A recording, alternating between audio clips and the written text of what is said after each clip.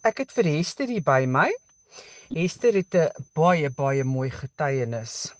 In 2011 het die huis waarin sy was afgebrand. Haar ma en pa was in die huis, haar ouma en oupa, sy, haar aanstaande man en haar seentjie van 4 en 'n half. Dit was 8:30 Julie gewees en dit was baie koud. Sy het wakker geword en die vensters hoor bars, toe dog hulle iemand breek in. Maar na baie trauma is almal uit die huis uit. Hulle het vir Hester en haar seentjie heel laaste gekry. Haar seentjie is ongelukkig op die toneel dood. Hester het self opgehou asemhaal vir omtrent 25 minute voordat hulle haar weer kon bykry. Hulle moes ook daai skokgoeters op haar sit om haar by te kry. Sy was 'n hele paar dae in die hospitaal gewees.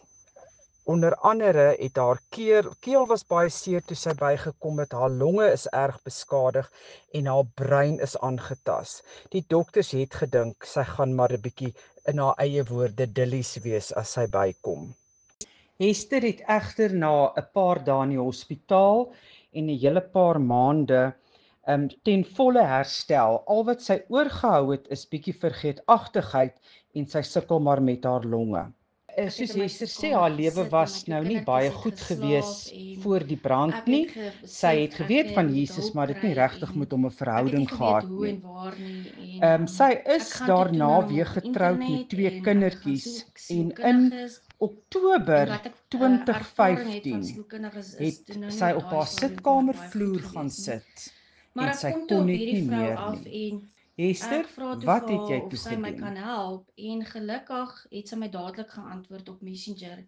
En sy het vir my gesê ja, sy kan, maar ek moet haar net so min of meer sê wat het gebeur. En al wat ek vir haar gesê het is ons huis het afgebrand en ek het my seentjie verloor. En ja, en sy het toe vir my gesê, okay, ek gaan haar soveel keer kom sien en dit gaan my R500 kos 'n les. En ek sê toe vir haar, okay nee, ek sal terugkom na haar toe en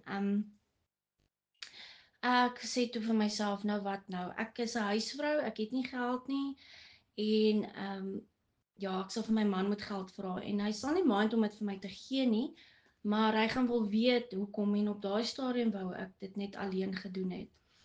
En ek sit in my sitkamer en sê vir die Here, wat nou? Ek is so in 'n groot gat en ek sal nou moet iets doen voor ek iets doen wat ek nie moet nie. En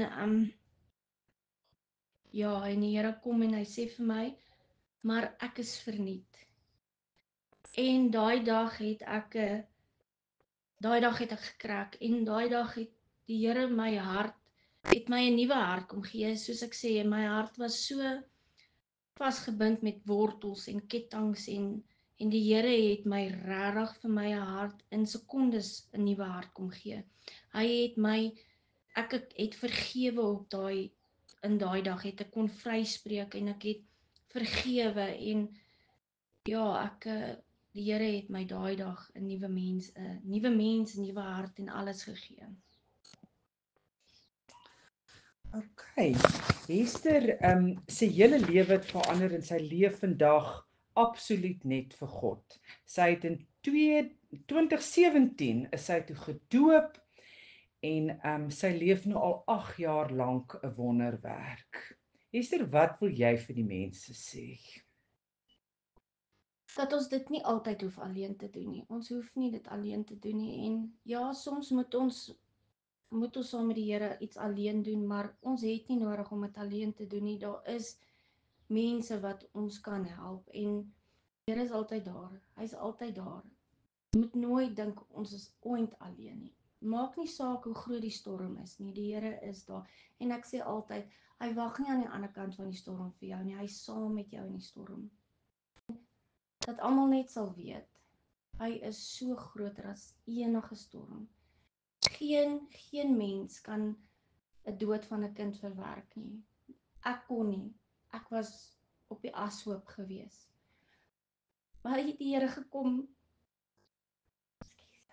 Hy het gekom en hy het vir my gesê hy's verniet. Hy's daar, vat net my hand en dankie Here, ek het sy hand gevat. Anderste was ek vandag dalk nie. Dan het ek my tweede kans wat die Here so vir my gegee het, seker opgeneek. Ja. Maar ek het 'n keuse gemaak en dis ook wat ek wil sê. Mense het 'n keuse. Of jy gaan in daai gat bly of jy gaan daar uitkom. Maar mense moet weet ons kan dit nie doen nie. Net net deur Jesus kan ons dit. En in Matteus waar die disippels vir hom vra, maar hoe gaan ons dit doen? Hoe kan ons as mens in die koninkryk kom? Toe sê hy vir hulle, is in Matteus, ek weet nou nie presies waar nie, maar dit staan, ek sal 'n bietjie stuur. Sê hy vir mens is dit onmoontlik. Maar vir my, Jesus, is dit nie onmoontlik nie. So ons kan niks in hierdie wêreld, ons kan niks regkry nie. Ons gaan deur niks kan kom nie. Maar met Jesus gaan ons. En as dit nie vir die Here was nie, dan weet ek nie waar sou ek vandag gewees het nie. En ek het nie nodig gehad om dit alleen te doen nie, want hy was daar.